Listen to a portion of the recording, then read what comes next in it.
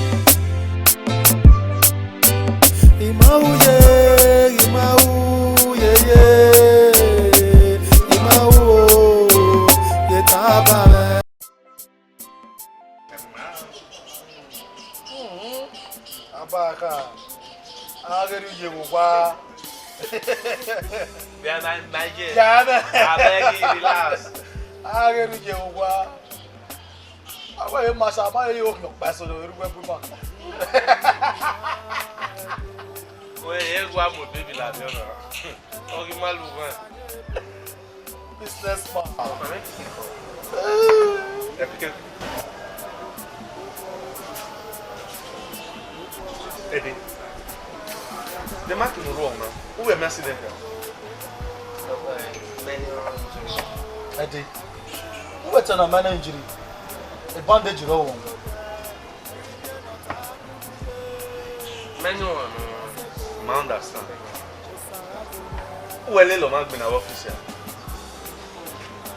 Where may we not get accident? Why? Accident? When? Where? How? Women. Hey. Okay, you are larger office. May I get just like a class? No, I'm okay. No, why else? Just like that. The Majaji show. The common explanation in one. It might be but Majaji. Brother, I'm not doing a video call. I'm never meditating very far. Oh, we're not your big squad. What is soon there? I only soon. Was that the way I soon? Or sooner earlier. You're not losing your square. Yeah, you're Robin, you're talking with Digger. Yo, that's where we're out of you. Iragolis.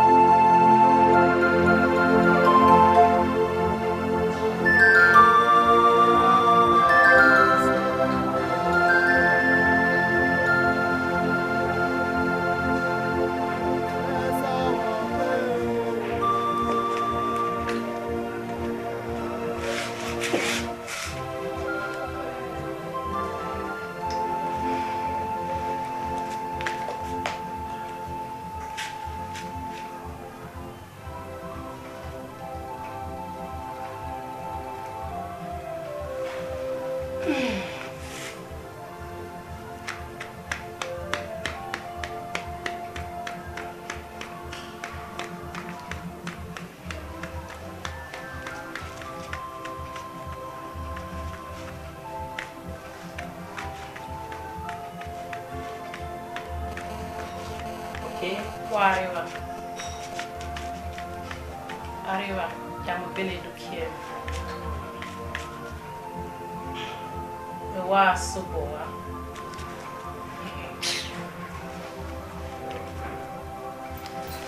Boa você.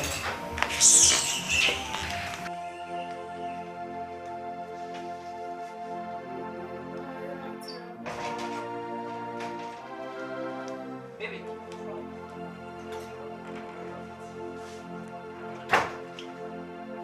Baby.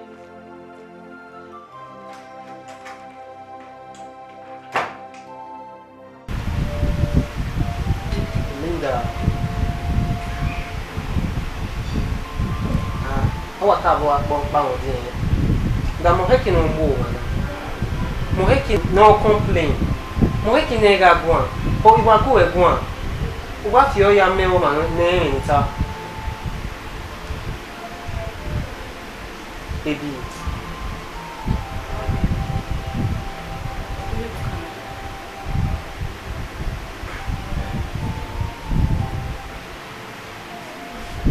Okay.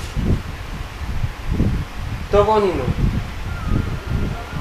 You gotta be back for the past 30 minutes. Most of that.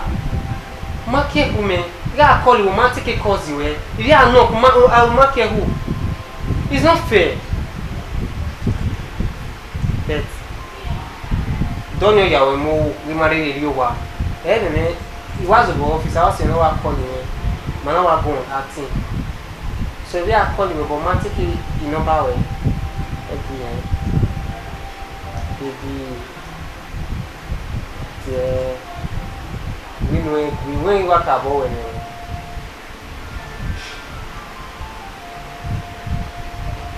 I will know it. Oh, boy.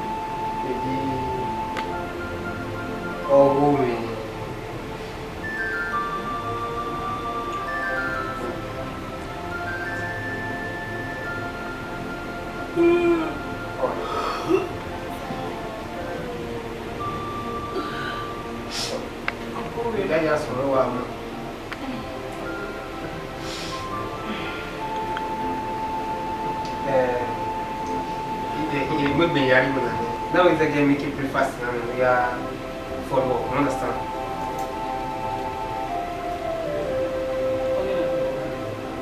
I don't take on up here,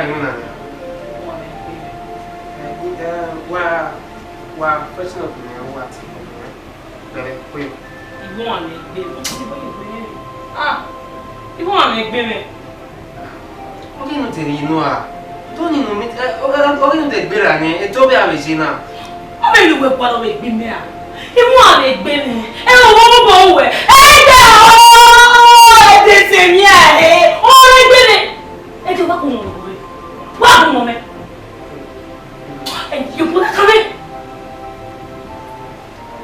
Oh, no, baby. Imagine me. I'm sorry. Don't you bring me? I want to be you when you're busy. Look at me, boy. Oh, my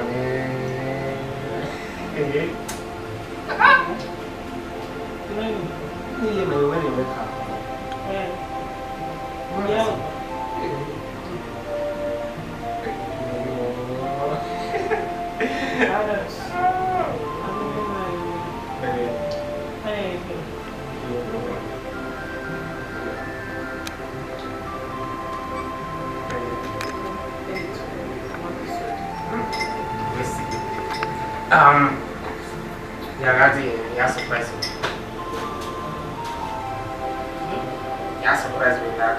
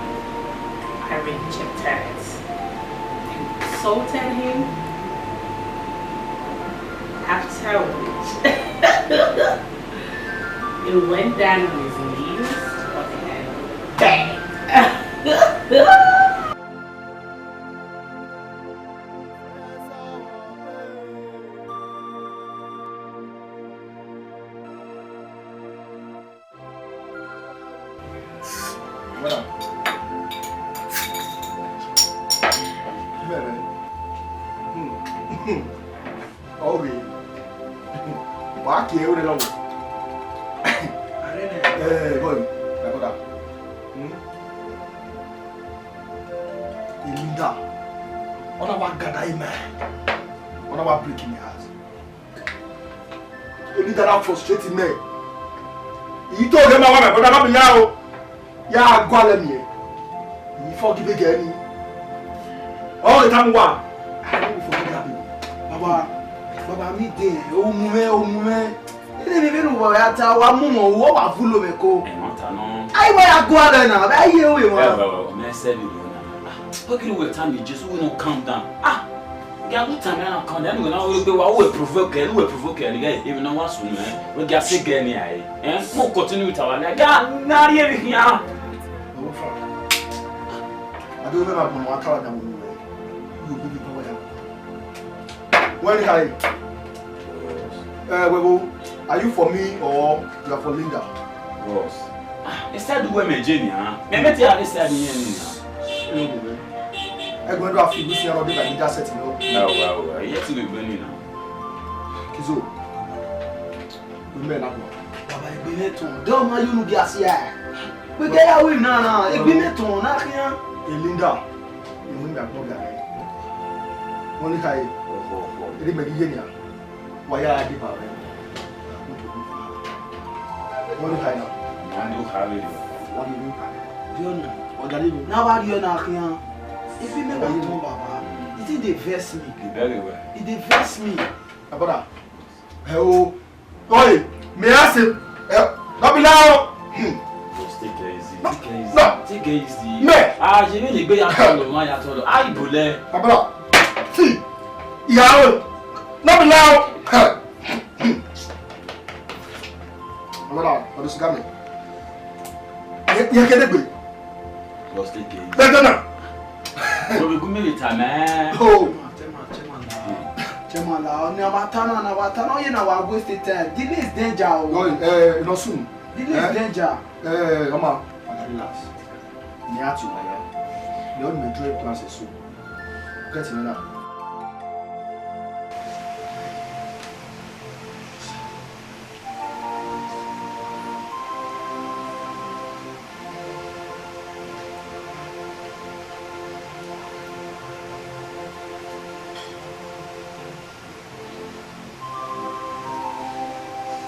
Oh, baby.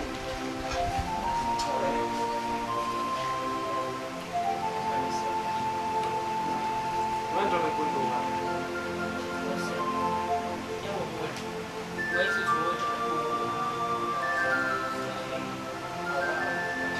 You can hear we come here.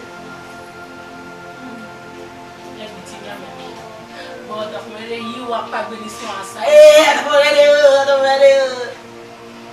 That was shocking everything. But the baby, we make it out. Wait.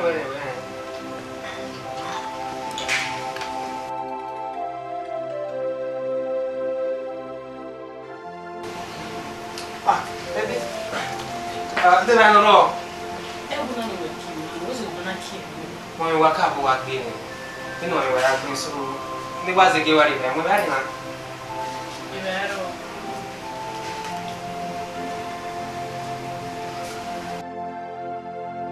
Understand? Ibero, me understand.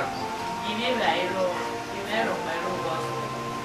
Tego yaki wina. You don't understand. What we know it. Ah, ure kinu na re, uje kinu le la yo wa. La ko mo me. Uga eko, wa ku fa mo me. Ibero. Wa ku ta mo be ro wa.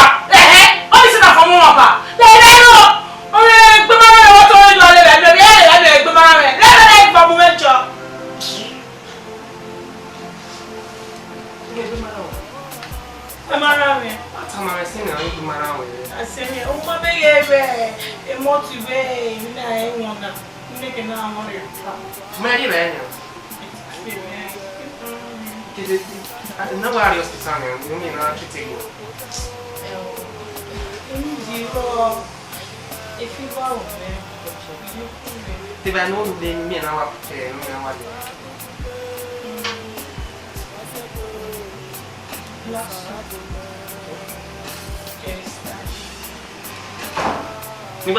Ni wa se ke wa ko ni.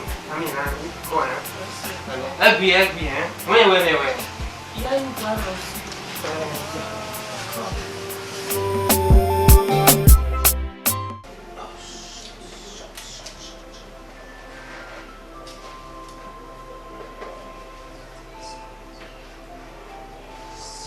What? No, got a man who they get a man of some look at him. He's smart, so I came at the One. If you know someone, get his mamma came at me. How else I'm smart? You need to tell me right now. I was someone smart. I was saying now. I was saying we must see. Someone is smart now. I was saying that. Someone is smart or saying you were. Someone is smart. You need to tell me right now. Also, Where? we had to be in us also, you know. Morizona. Morinena. Ama.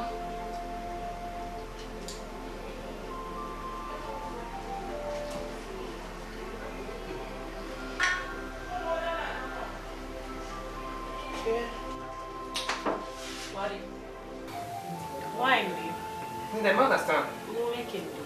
It's about way or making my way. I Osamu take smart to be in here. How Sam?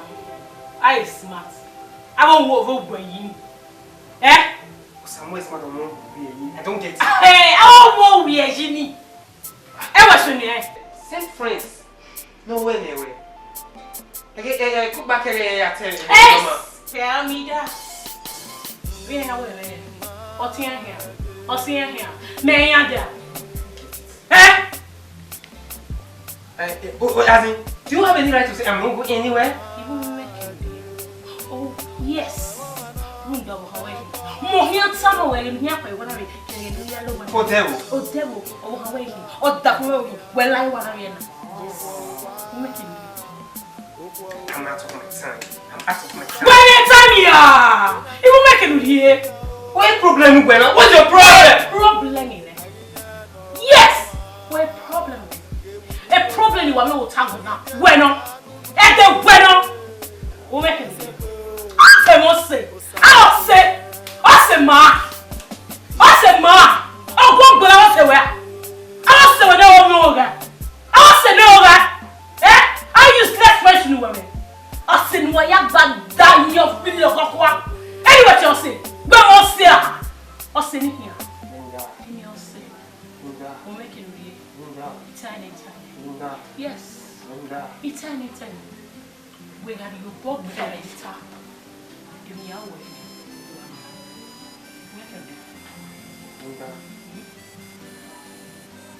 And you, man. Yeah, young, wow. Yeah, young, but then you. Then you. Tell me. Oh, yeah, young. How can you?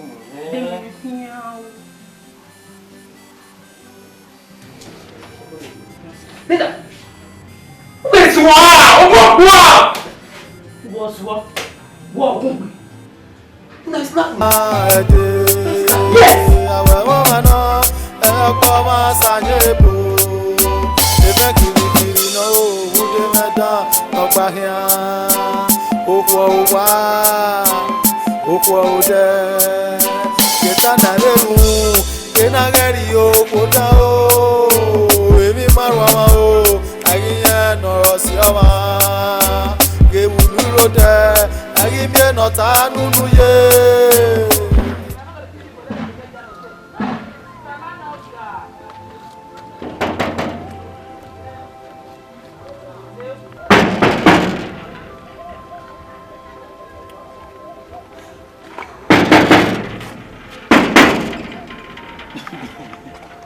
Mais maintenant, c'est n'y a ni man à répondre. Pas coller dans le pic.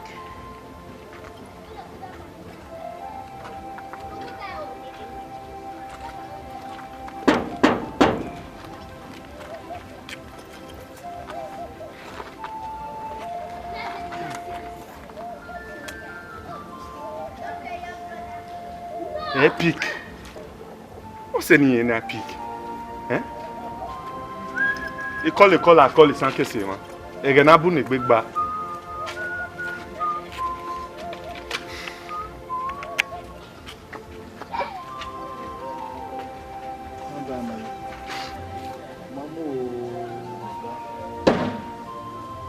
Ouais, si nous avons un petit boulot,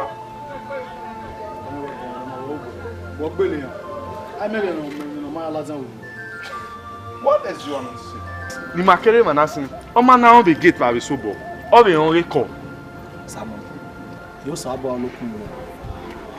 I don't give a word of my a trouble doctor. My brother, elelu elegan. Do ni wa no. Ife ko do pa manare. Unda emi ro para sun unda yan. The police are saying my avio. So I shouldn't be held responsible for what I know nothing about.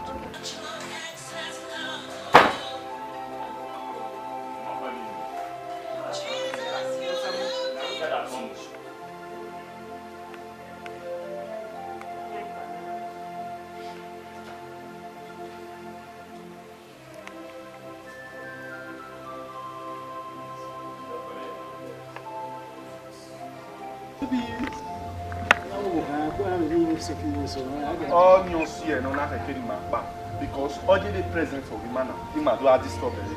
Since someone married to me, or my mother, no, ya me man. Why am I not? Samuel Sagin wait time. La, Gazin Benin. Maybe now to 10-15 minutes. All the PK call back. There you know. Do a mamma when we are back. Me ban. Samu. Ganya, Sabu Amada, you were calling on him. Hello? I'm Marasad.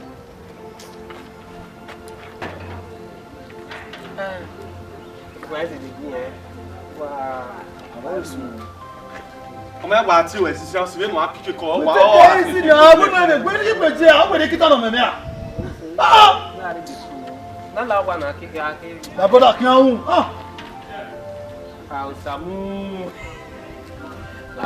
Do when about Samu.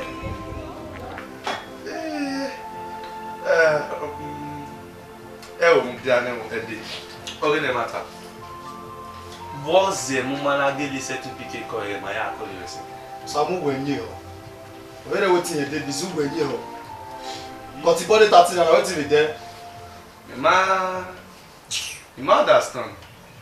They don't know saying the personal lawyer ready. Ede me no ta we. Please mind your business. Ede go en. What's here? Ki don you know. Ira apu. Ifo me na o se mana esse pique call. Excuse me.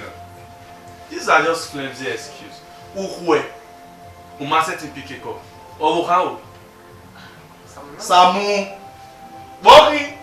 Yes, I love Papa. I don't know long work of eso. Ça ça nous c'est mogui. Ta rien. On est one way to tell her. Brother, okay. Samu no so. Tani ngwa ngoni ya. Tell hey bokwani. Do we egba oke no nyawa. Kapeti ada. O ka wo tiere ma le 20 awe ni ya. Oh. Dit hier.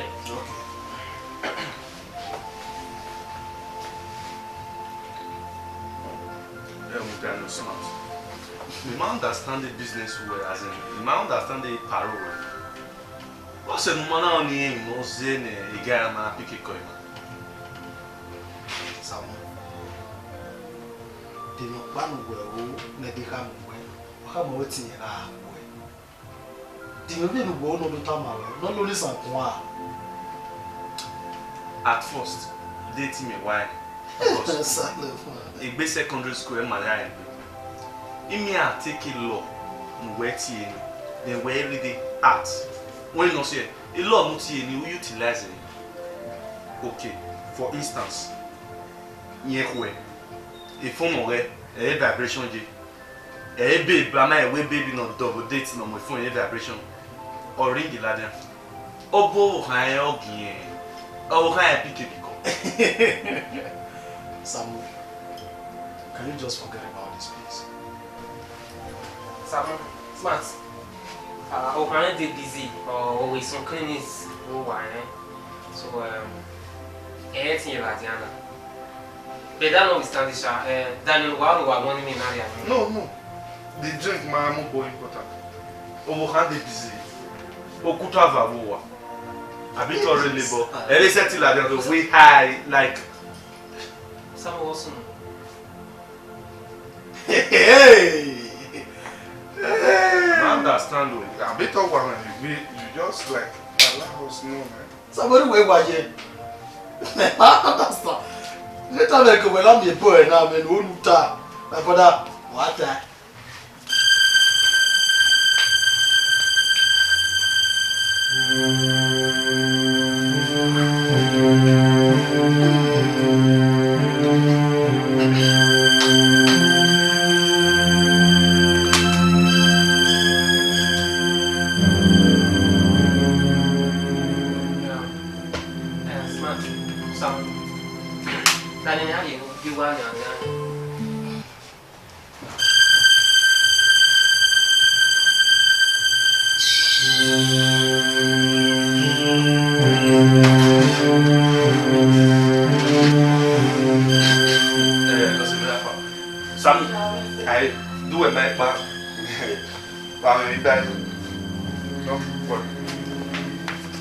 Eddie.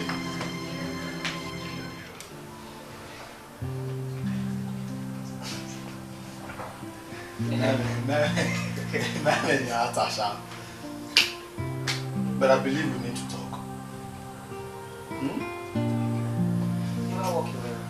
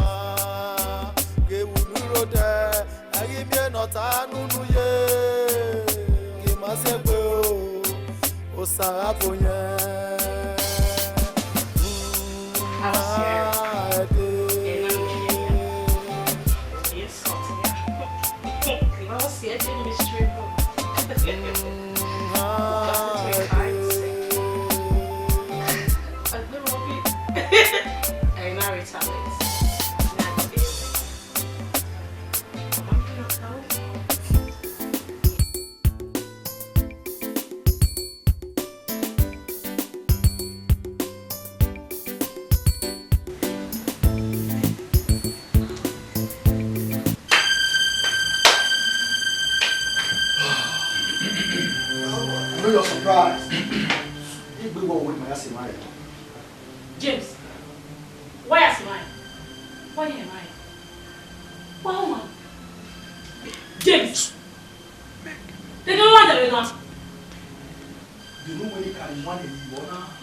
Why is it like? I don't like it.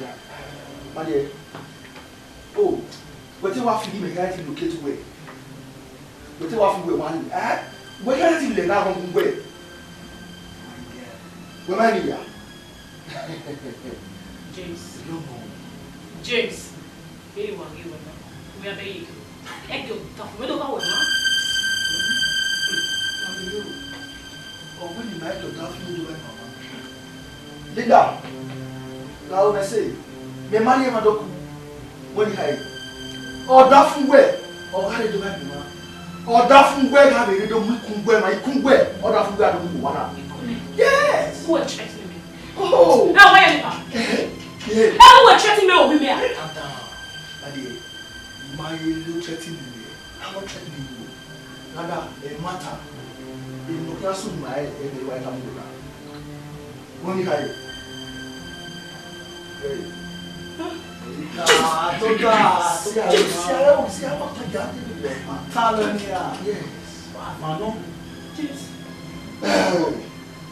James, now what do you want? James, Mary said, "Oh,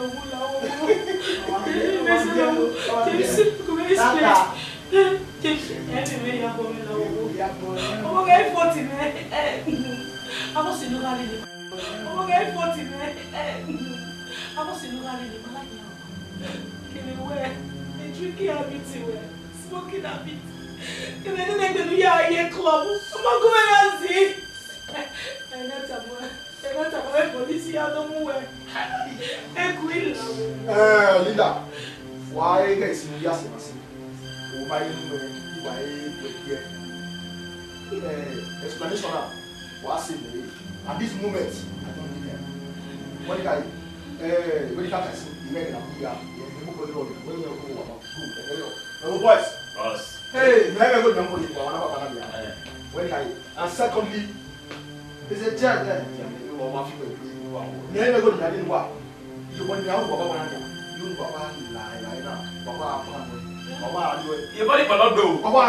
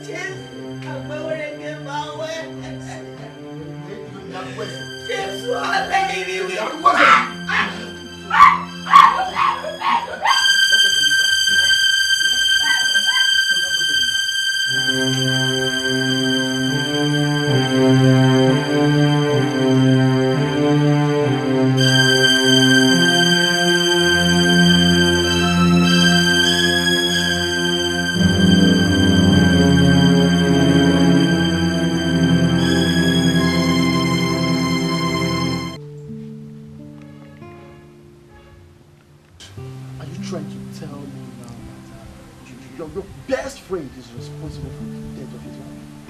No, I never said so. Come on. What I'm trying to say is,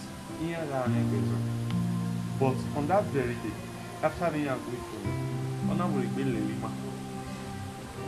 Well, Lima, Joe, anything.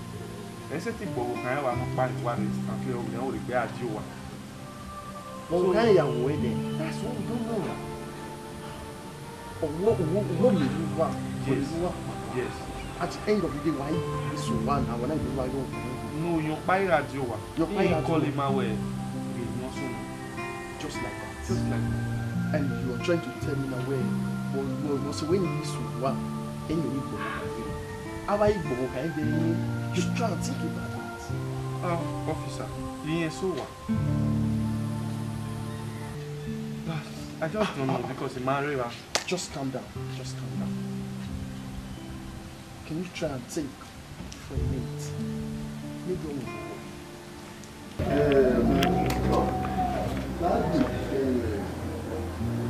I don't really know what is happening. One of us know what we are doing. I will never how.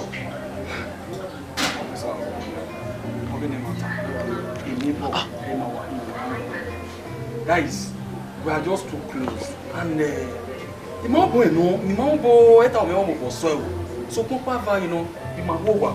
Man hear different kind of argument like what betrayed me, who betrayed me, presence of my friends.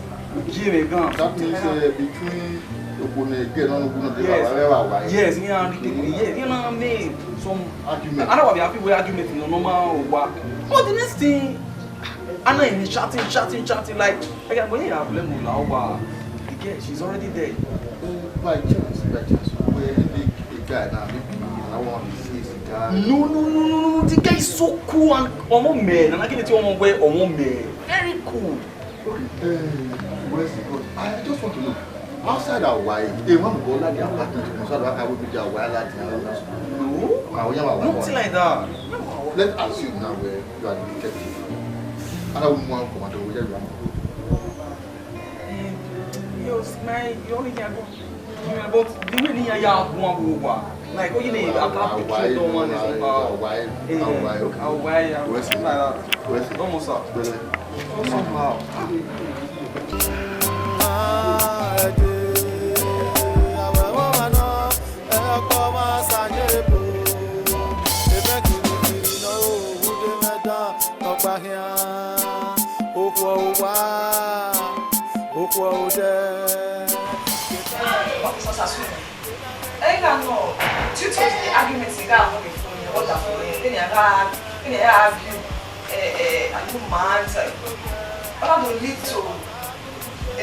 Long arguments. You can't win at the phone. I was like, I trusted it. And now they are to me getting here now, I'm not the dead body. So in that process, the dead body, how well ago?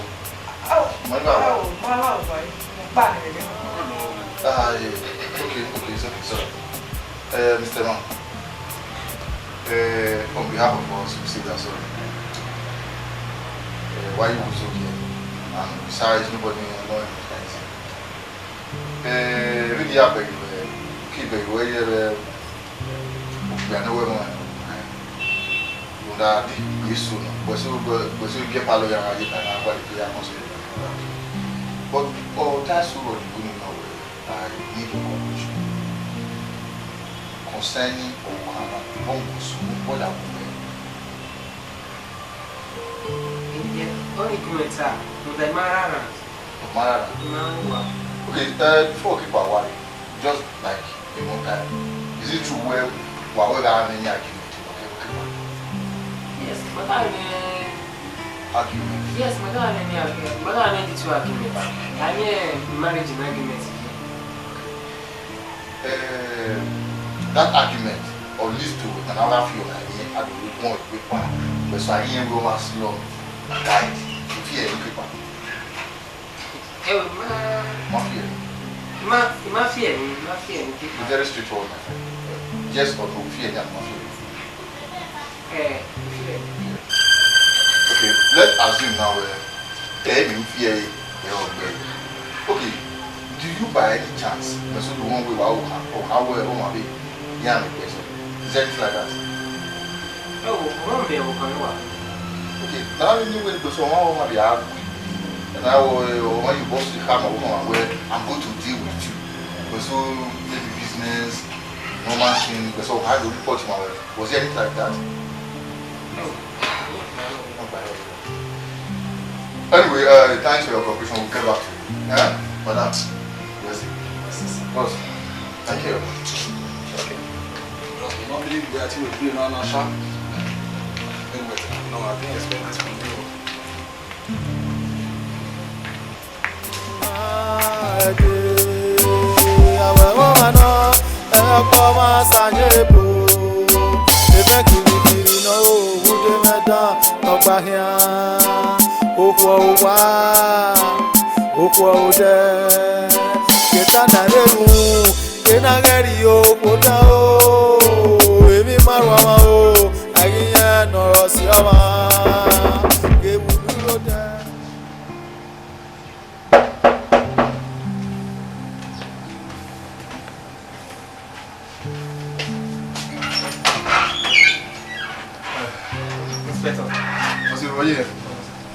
Yeah, you recognize the face. It's okay. Yeah. So I say, how far about the investigation? When are you married now? That's With the investigation so far, I get carried out. It's obvious and we find out where we go. And yeah, advice you be back. You can be a star man. I say, or I said, quiet and don't make any noise!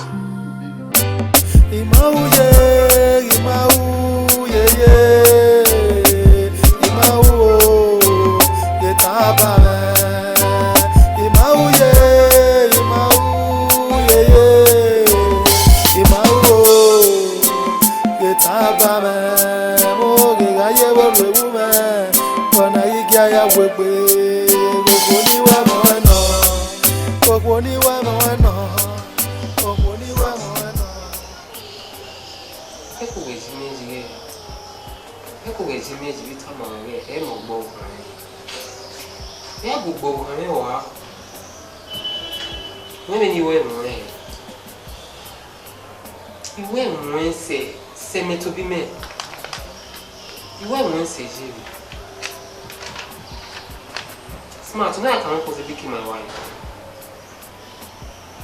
Eddie,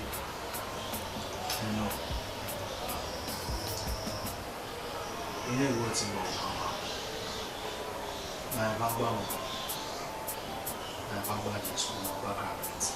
so okay, by now I know what my Yahweh. I know you can't do it.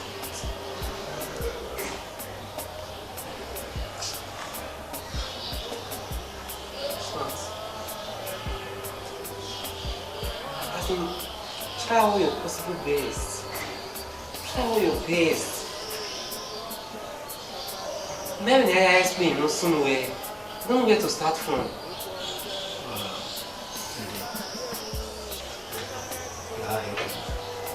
I'm not sure what he made the acting.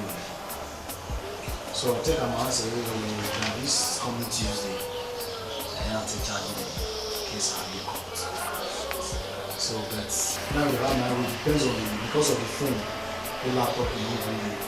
So it's obvious you know what I think for the phone already no laptop.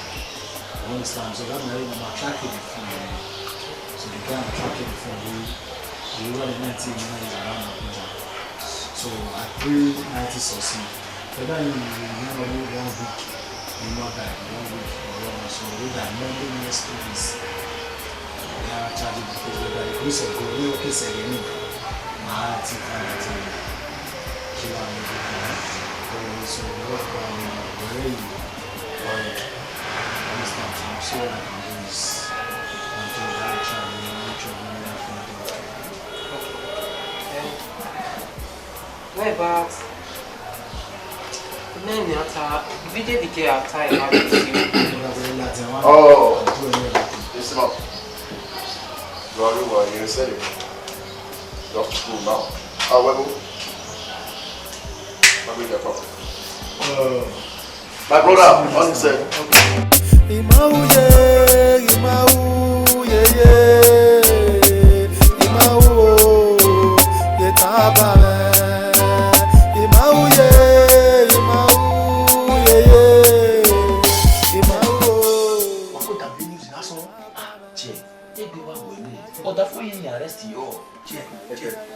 alone. Ini maya jiwa. Ini ya wakile. Che. Mama we mi no ma. Ini me la ku kwa do wa kwa ya. Eh, di me mu wa wo wa je ke ni ya ni ya bi enya eh. Wa na fi ke boy eh. Ini ya we. Check, sense dey with am. Stop that. Stop that. My aya ko fi ma. Mata no. Oma o de jama bu no kan wa na. Ora, ini ya ha mo wa. Ya de travel. Che wa si mai ya. De wa si mai na. Ah, you never. Any kiss me wa my brother. A squad me wa hin. Imeje we bo, ije kan ri akin, me he ti me wa. Oh dey. So ni aham wa eh. E laptop ni ba be phone si ni. Wa hin wa ya de wa. It's a challenge. No wahala. Brother, what back for now? I will go we gbe. Igu Boyo. Tell. Lídàrá wo ni ma ku. Ni da me gun ye. Baba. Ye fi ye e o, when no ka so boss mo ni se. Ye na fi ye like the career ne. Ye ya call again and then. Oh. Of the bottle at all. What are you doing?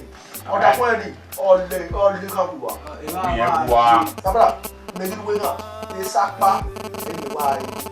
Nítorí máa wà lọ́dà àṣẹyẹ lọ. Ìmẹ̀ yóò jà. Ìmẹ̀ pé toilet ìgbéhùn. Ilé yìí ní ìwà yìí mẹ́lẹ̀ gà mọ́ náà yà kí ẹni náà wáyà. Bàbá mi kò lọ́kùnrin rẹ̀. Mo tẹ̀sí gan mẹ́sì gan I go swear. It's a state there. I go swear. Oh, man. I go. Am I born all legal? Man, you have to walk. I deal with you.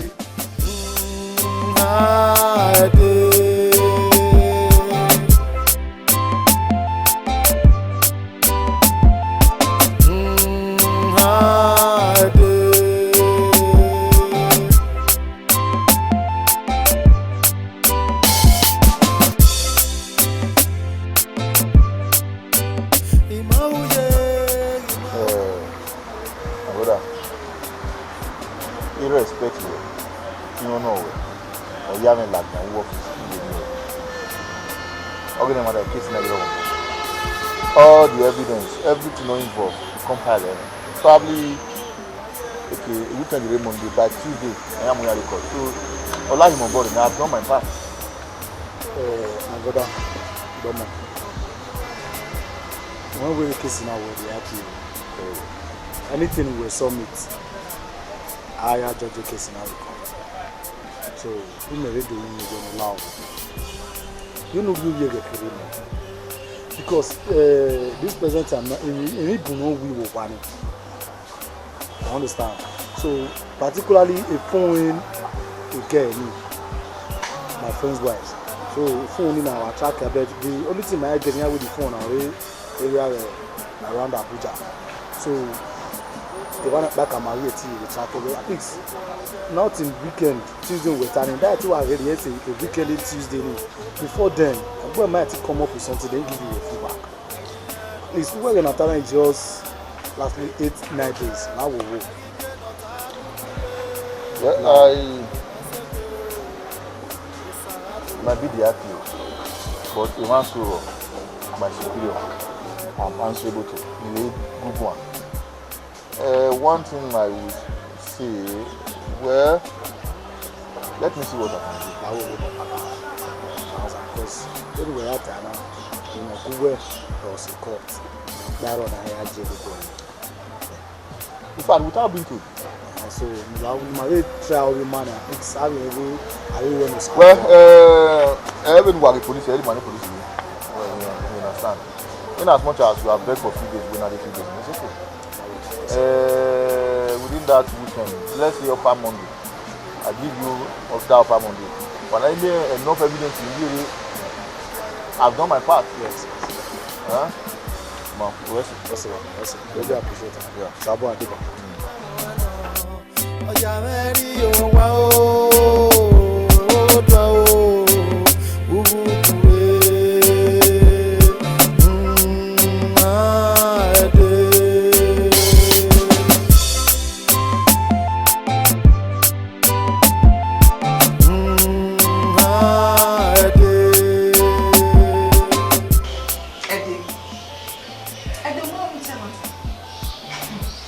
on. You know what? Evidence. A case now, you never even know where the court. A judge will give the first attempt. Bad.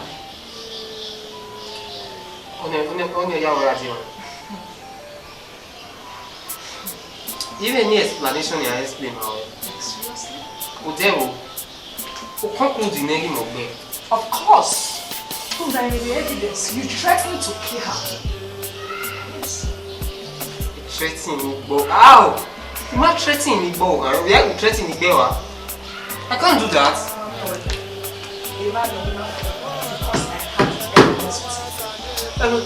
Evidence no Pabilo. Is it possible, eh? Not possible. Like, do me a good one time. This is probably letting me to my bed. You have to take me back to myself. Alright.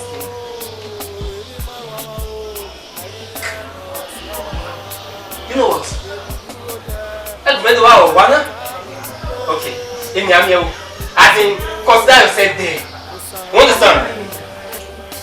Only manual statements in one. Between husband and wife. But you threatened to kill her. Threatening of her. Alright, see you in court. Okay.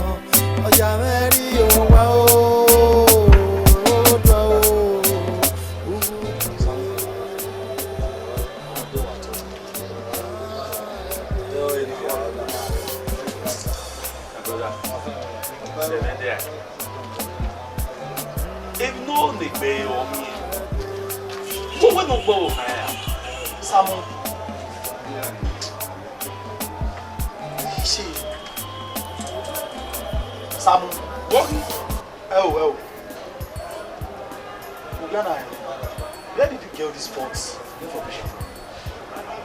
Some people who you tell say you were See, smart. Let me tell you something. We are educated. Mama need any other observation or any other persons to tell us where let's imagine this. Mami wearing a bezel. Outside that, the last time Majo went, my attitude no hand. If something was not fishy, it may be at us, and that attitude can lead to something else. Wait. Recently, while the voice message be, you know they had a very terrible issue in that house. 2, the car issue. With that, you should know where Ede or But wait, let me talk to you. The man went over this thing can happen as a mistake. Or can you me out of anger? Don't was me. Let's be open to ourselves. Is this enough evidence for you to conclude? Okay. Let's look at it this way. Let's be frank with this. Highly disappointed. Wait. We are learned colleagues. That is just outside. Betray trust in anything can happen. My brother, relax.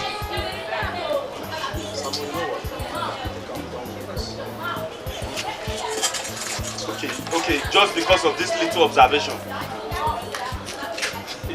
Let me see a nice way why you school. Here go really. Okay, to equal another profession, another lawyer. We are friends and we are just trying to deliberate on this issue as a private thing. Then we can't back. Because Mami Oya de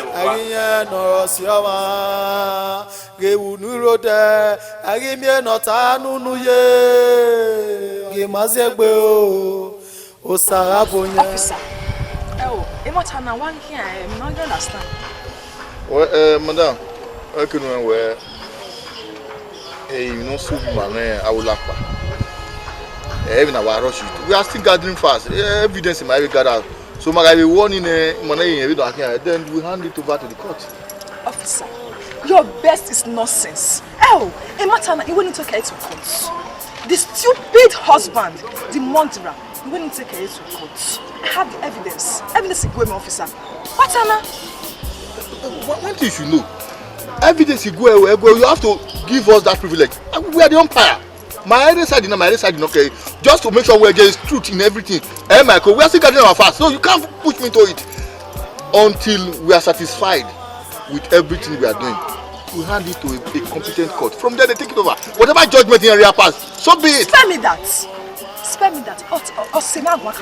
Officer, he's my best friend, my close friend. I can do anything for her. Yeah. Now to 3 days. I give you now to 3 days. A matter and I'm gonna take it serious. I will sue you to court.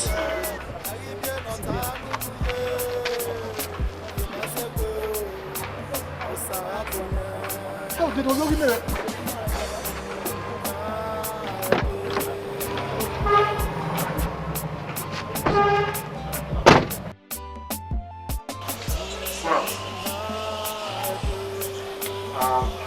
It's like all hope are lost. That Jessica where Mami will be caught. And all evidence can show where the woman.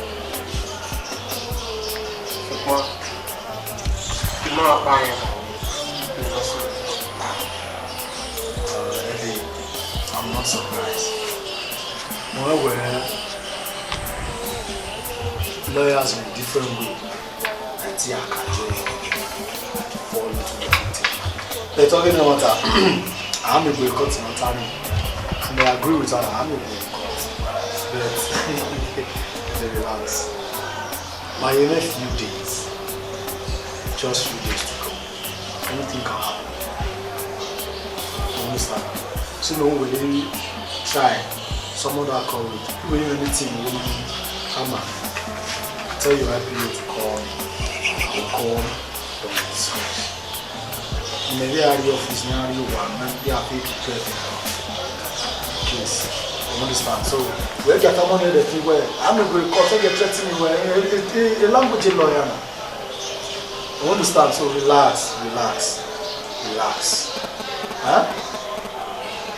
That will be affair within the power. We are make sure we will my hero. You won't serve that. I'm not doing you my big hand. Yes, I never want to win. I'm not doing it for friendship. I'm not doing it to win my career.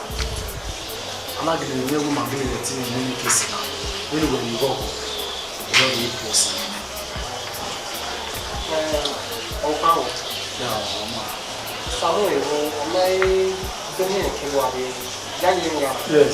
yes. Samu, everything is fine. Then you're later. So when I'm here, you're doing. My auntie called you well. So that's just it.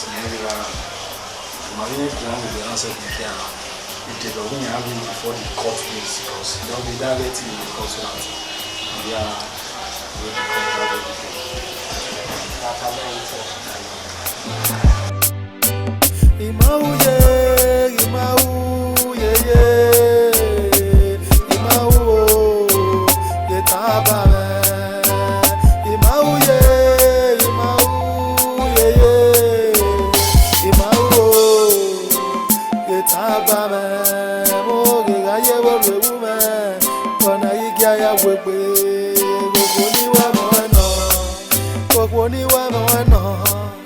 Oponiwa moeno, oya meri o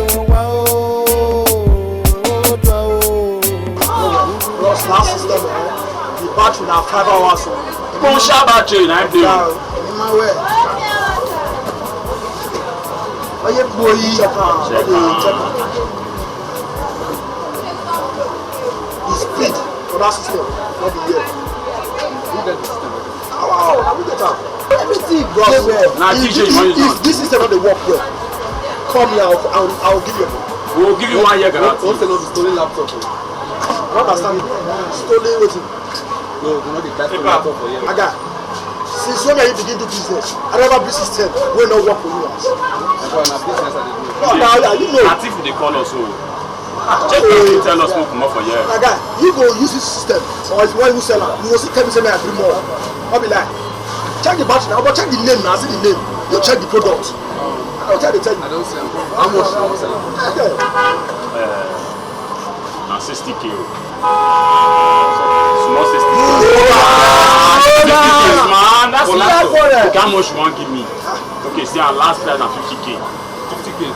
50K last price because we be till one share am. See, business. If you say it's out of 50K, how much I'll take sell? You not concern us. That one on your own. See, my guy, what you need to understand? Check what you dey buy. This laptop, who don't send me the money? I cannot sell it. Are you tired? Come like. No, I call my colleague. Sister Bridget. Okay. I beg, come see this market too.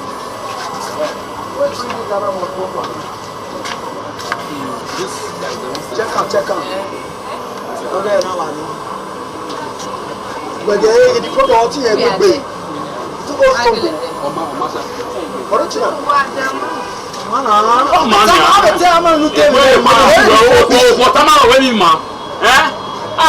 refurbish computer. Agree. That one will go there.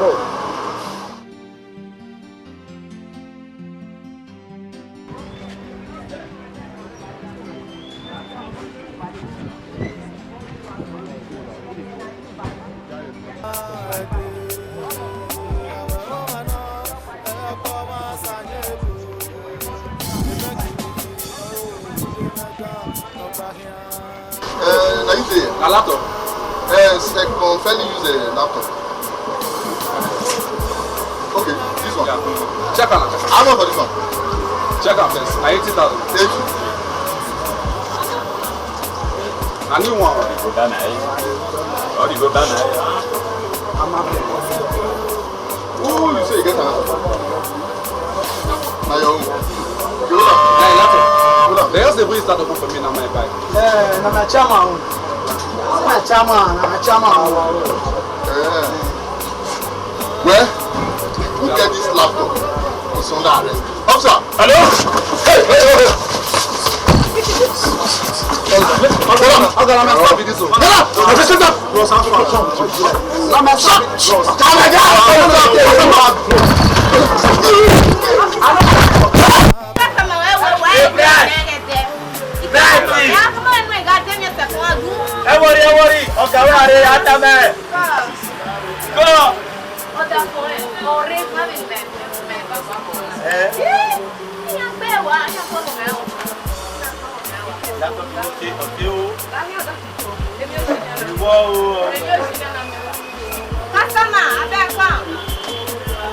Il vient de nous sommes et de nous voir. Au tout notre Ose, Mrs. Linda, Amede Niagboa, au Bob Ayaya Nedene now. Au Sanu Dazio Yuki Dolason, au Bob Ayam. Arrive when you are saying no, but it can go et to never worry. That's you, Anyway, Frank. In my way. Who are Doma with the walker? Wake up, only Linda, Niagboa, Wagua. First time, girl, Osinena, or Janet. Hey, Baba, Osinena. Then me why you me when a mechanic me, you don't hear me. What's the women guy mechanic in here? Igor Reva Yaboa, or we go away on a Hana Migos on a Tier, a Mabusen of Bodafe.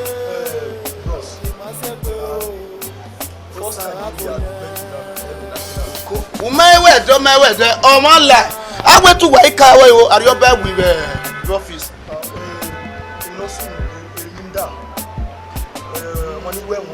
Mama, you can't come away. Well, he said, not to swear, not to swear, feel come with you. My house is here, my Sigma, my Wano, my Maji. What I feel come with you, not saying, well, you say, I am my darling. And I so well for this one to your 10 years, they believe immediately going. Wow, okay, to walk by the Benin. I'm not going to come away. If not, come away, come away, bros. Away, Lila was Ma Mano. Ikewaki, Kegani, India, Nogaruga, Onawaki, Onawaki, India. Make it an Avega to become a but you don't want to have a yam on the way.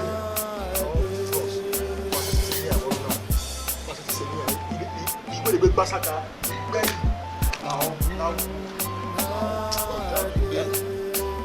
Agbona ye ni pe ato le. Owi my word, we wo my word, but we my word, do my word. I went to Waika wa.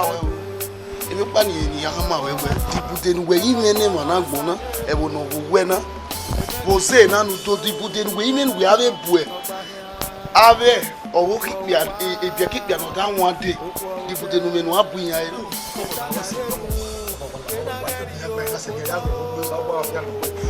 diputé nu wa me ni ya wa me ya agbona aye we be ya to lo ma ya to lo e abi gbe so wa le je so we se ni so na me yama na yo ke ma bi e on se ya we takara ifo e o ko ni wo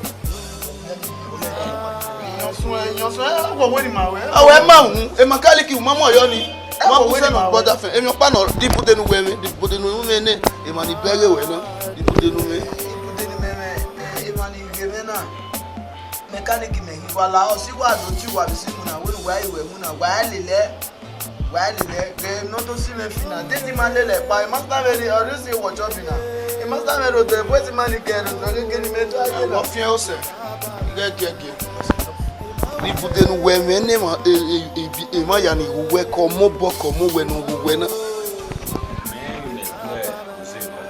Benin me you go me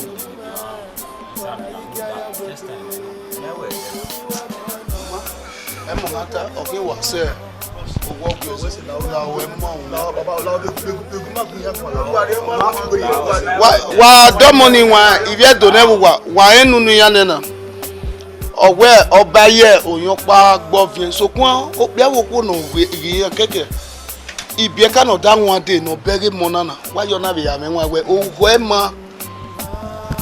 ma atori o pa ma safian wuri emila wa me mi kemi nu mo o yo enu ya we wa samoge kigegege ke osi enanu miena